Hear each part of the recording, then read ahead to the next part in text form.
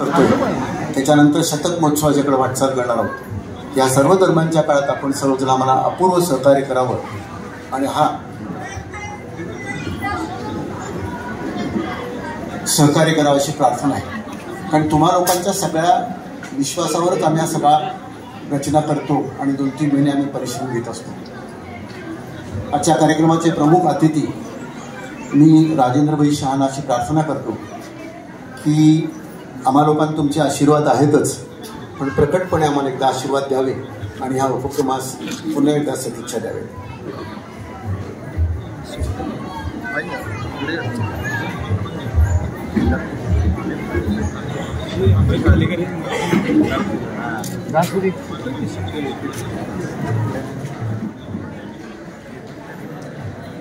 नमस्कार। उपस्थित सर्व मान्यवर, माझी मित्रमंडळी व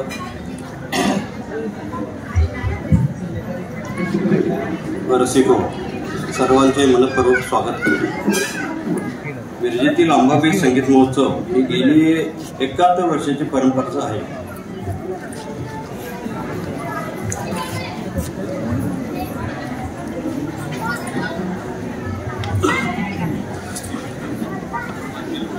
भारतातील गुणवंत कलाकारांना, गायक व वादकांना येथे आमंत्रित करतात।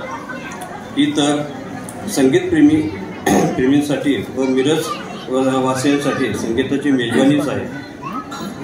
हा उपक्रम राबवण्यासाठी फार सोपे नाही। यांचे नियोजन खूपच आधीपासून सुरू करावे लागते। खूप लोक राबल्यानंतरच हा संगीत महोत्सव उत्तमरित्या पार पडतो। खरंच सर्व कार्यकर्त्यांचे मनपूर्वक आभार। हा संगीत आज मला आमंत्रित केल्याबद्दल मंदिराचे ट्रस्टी व इथे उपस्थित सर्व मान्यवरांचे मनापासून आभार। हा संगीत महोत्सवाचा कार्यक्रम असाच पुढे अखंडित चालू राहो हीच अंबामध्ये करणे प्रार्थना। प्रशांत या ठिकाणी आलेले आहेत, त्यांनी या सर्व उपक्रमाबद्दल सहकार्य केल्याबद्दल देवीचा प्रसाद माननीय श्री डॉक्टर मोरेश्वर पटवर्धन यांच्या शुभ हस्ते स्वीकारावा।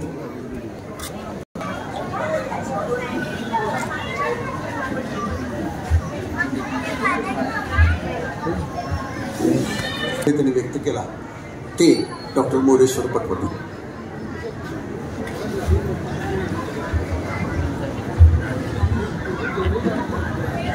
सर्व रसिक श्रोते आणि मित्र मंडळी, मी आज ही गोष्ट ठरवलेली होती ती म्हणजे रसिक श्रोत्यांच्या मार्फत एक प्रतिनिधित्व म्हणून माझ्या भावना मांडायच्या। पण इथे येण्यापूर्वी 2 मिनिटापूर्वीच मला माझे प्रिय मित्र श्री संभाजी भोसलेंचा फोन आला, कुठे आहे तुम्ही? म्हणजे माझ्या मनात भीती निर्माण झाली, हा कार्यक्रम सुरू झाला की काय। पण इथे मी ज्यावेळेला पोचलो त्यावेळेला शेखर करमरकर यांनी मला सांगितलं अशी परिस्थिती आहे आणि हे तुम्हाला कार्य आज करायचं आहे। हा म्हणजे मला आकस्मिक मिळालेला एक लाभ झाला। कारण ह्या व्यासपीठावर रंगमंचावर येण्यासाठी तुम्हाला गायक असावा लागतो, जो मी नाही, वादक असावा लागतो, तोही मी नाही, तानपुरा घेऊन पाठीवर बसायची ताकद नाही, मोठा देणगीदार नाही। पण नशीब असलं की देने वाला जब भी देता छप्पर फाड़ के देता है। ही गोष्ट आज झाली। रंगमंचावरील या संगीत मंचावरील माझे जुने स्नेही डॉक्टर शेखर करमरकर जे उपाध्यक्ष आहेत, श्री गुरव ज्यांचा सत्कार केला, त्यांचं वय 66 आहे। 6 क्रिकेट आपण जिंकलं म्हणजे अर्थ काळात सांगायला नको वेगळा, 66 आहे या वर्षी त्यांचं। दुसरे राजेंद्र शहा यांची एक जुनी आठवण आहे, मी ज्या वेळेला MD करत होतो त्या MDच्या वेळेला जर सन बोर्ड पेपर लागायचा तो फक्त राजेंद्र शहाकडेच असायचा आणि तो पेपर घेऊन मग पेपर टाईप करून मी तो थेसिस सबमिट केला होता, मला MD पदवी मिळाली। तर राजेंद्र शहाची आठवण म्हणजे मला लागेल तसे मी पेपर आणायला जायचो। ते मला म्हणायचे, मी डॉक्टर होतोच ऑलरेडी, MBBS झालो होतो, ते म्हणाले डॉक्टर किती वेळा येणार तुम्ही माझ्याकडे, एकदाच काय घेऊन जावा की तुम्हाला स्वस्त पडेल। मी म्हटलं मला जमेल तसे घेऊन जातो, आणि मला जमेल तसे खर्च करतो, तेव्हा मला गरज लागेल तेवढा पेपर द्या. पण त्यांच्या सनबॉर्न पेपरवर थेसिस केलेला एक कॉपी अजून माझ्याकडे आहे, एक कॉपी भारतीय लायब्ररीमध्ये आहे, एक कॉपी मिरज मेडिकलच्या लायब्ररीमध्ये आहे.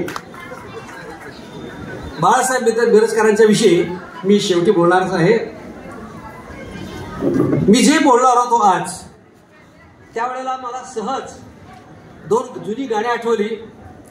एक गाणं ज्या वेळेला माणसाला दुःख होतं त्यावेळेला त्यांनी गाणं म्हणावं, संगीत म्हणावं. जब दिल को सताए गम छेड़ सखी सरगम, छेड़ सखी सरगम, सारे गम पद निसा नि ध प म ग रे सा, छेड सखी सरगम. हे लता आणि उषाचं किंवा अशाच गाणं आहे. हे अत्यंत जुनं गाणं आहे. ज्या वेळेला मन दुःखी होतं किंवा अति आनंदात होतं त्यावेळेला संगीत आपल्या जवळ करावं, म्हणजे तुमचं दुःख कमी होतो आणि आनंद वाढतो. दुसरं गाणं मला आठवतंय, ते बैजू बावरा चित्रपटातलं आहे. शेवटची जुगलबंदी आहे आणि ती आमिर खान साहेब आणि टीव्ही पलस्करने म्हटलेली आहे. आज आवत मन मेरो झूम के, आज आवत मन मेरो झूम के, तेरी तान भगवान, आज आवत मन मेरो झूम के, तेरी तान भगवान, आज आवत मन मेरो झूम के. म्हणजे ज्या वेळेला माझं मन उसळ्या मारतं, उल्लसित होतं, प्रफुल्लित होतं, जेव्हा मी तान मारतो आणि ती तान नाही आहे, ती भगवानाची आठवण आहे. छेडी तान भगवान, आज आवत मन मेरो झूम के. यंदा 71 वर्ष आहे. 1954 साली हा प्रपंच गुरुमंडळींनी आणि काही मिरजेतील संगीतप्रेमी मंडळींनी मांडला आणि आज या प्रपंचाला 71 वर्षे पूर्ण झालेले आहेत. 71व्या वर्षाचा हा समारोप आहे. ध्यानात घ्या, निरोप आणि समारोप 2 शब्द आपण वापरतो. समारोप याचा अर्थ असा असतो की आपण परत येणार आहोत, पुढच्या वर्षी आपण दुप्पट उत्साहाने येणार आहोत आणि हा कार्यक्रम परत आपण ऐकणार आहोत. या कार्यक्रमाला आपला सहभाग असणार आहे. दरवर्षी सर्व श्रोत्यांना, संगीतप्रेमींना ही संगीताची मेजवानी असते. जसं आपण पंचपक्वान्न म्हणतो ते एखाद्या वेळ मिळतं, पण इथं रोज पंचपक्वान्न आहे. 10 दिवस, आता 10वा दिवस आहे. ह्या आमच्या कार्यक्रमानंतर लगेच मोठा ऑर्केस्ट्रा आहे, प्रसिद्ध ऑर्केस्ट्रा आहे. 10 दिवस मेजवानी आहे.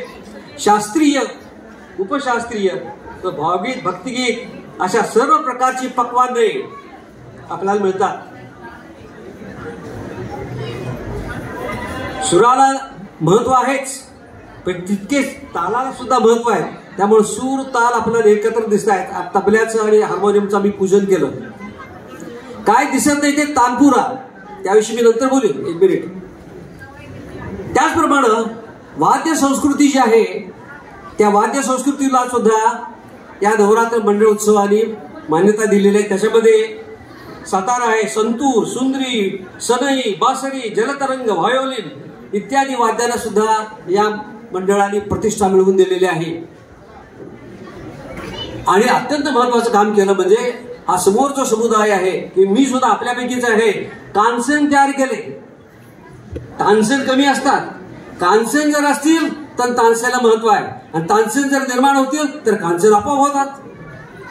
तानसेन म्हणजे आपले कान तयार झाले ऐकण्याचे. संगीत आपल्याला कळू लागलं, संगीताची थोडीशी दीर्घ आणि थोडस जो असतो स्पष्टीकरण आपल्या मनाला होऊ लागलं. संगीतामध्ये आपण इंटरेस्ट घेऊ लागलो. याचं सर्व श्रेय आहे त्या मंडळाला, अंबाबाई मंडळाला आहे. भाव, भक्ती आणि संगीत असा त्रिवेणी संगम इथं होतो. भाव, भक्ती आणि संगीत. त्रिवेणी संगमामध्ये आपण संगीतामध्ये न्हातो, संगीतामध्ये डुंबतो, हा मोठा आनंद आहे, मोठी पर्वणी आहे.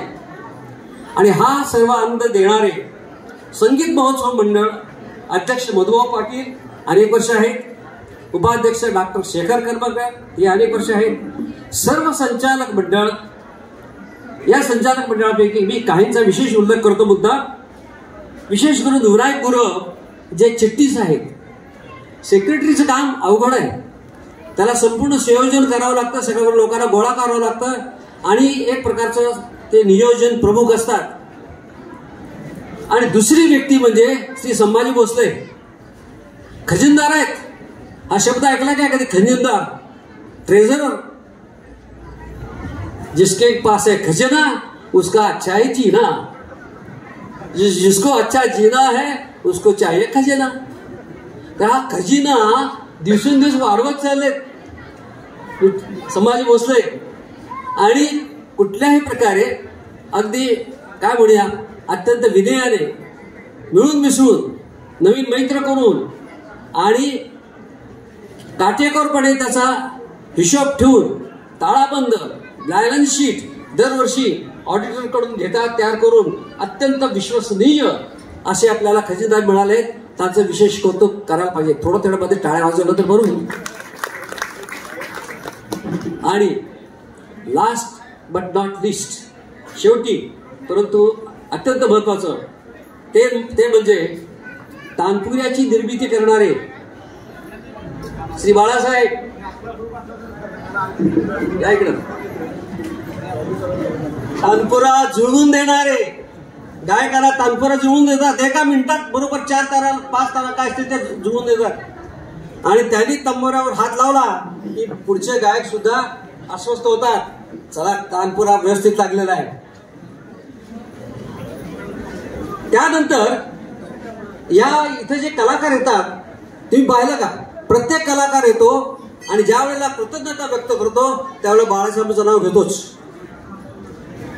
हा जो तुमचा पुरवठा आहे कलाकारांचा, नवीन कलाकार, ज्येष्ठ कलाकार, जिल्ह्यातले कलाकार, जिल्ह्याच्या बाहेरील, महाराष्ट्रातील, महाराष्ट्राच्या बाहेर, यंदा तर दिल्ली, बेंगलोर, मुंबई ठिकठिकाणचे कलाकार आलेले आहेत. अगदी कलकत्त्याचे कलाकार आणि आणखी कुठले कुठले कलाकार, चेन्नईचे कलाकार आपल्याकडे येतात आणि याचं बरंचसं श्रेय जे आहे ते श्री बाळासाहेबांना आहे.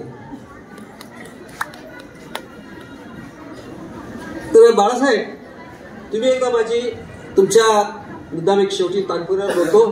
त्यांच्याकडे एक माणूस आला होता इलेक्ट्रॉनिक तानपुरा घेऊन. त्यावेळी योगायोग मी बाळासाहेबांच्या दुकानात गेलो आणि तिथं ते म्हणाले, डॉक्टर साहेब तुमचं काय मत आहे तानपुऱ्याविषयी? आणि त्याला हिंदीत बोलायला पाहिजे होतं. तर आठवतंय ना? तर ते त्यांनी रेकॉर्ड करून घेतलं माझं की तानपुऱ्याचं महत्व काय आहे. आज तानपुरी इथे दिसत नाहीये, पण गेले 9 दिवस तानपुरे इथे वाजत होते. त्यांचा झंकार आपण ऐकलेला आहे. आणि जर पण आपण नीट लक्ष देऊन ऐकलं तर आज सुद्धा तानपुऱ्याचा झंकार माझ्या तरी कानात घुमतोय. हे तानपुऱ्याचं महत्व आहे. आणि हे सर्व करत असताना बोलावे तितकं थोडंच आहे. राहिलेला भाग मी कदाचित संधी मिळाली तर पुढच्या वर्षी बोलेलच. आपण सर्व यावर्षी 10 दिवस उपस्थित राहून आपण धन्य झालेलो आहोत, आपण कृतार्थ झालेलो आहोत, आपण आनंदी झालेलो आहोत, आपण भरून पावलेलो आहोत.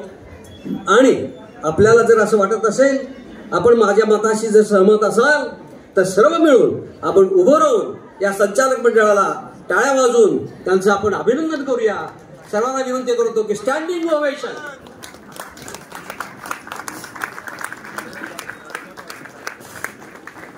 धन्यवाद. मला ही संधी मिळाल्याबद्दल धन्यवाद.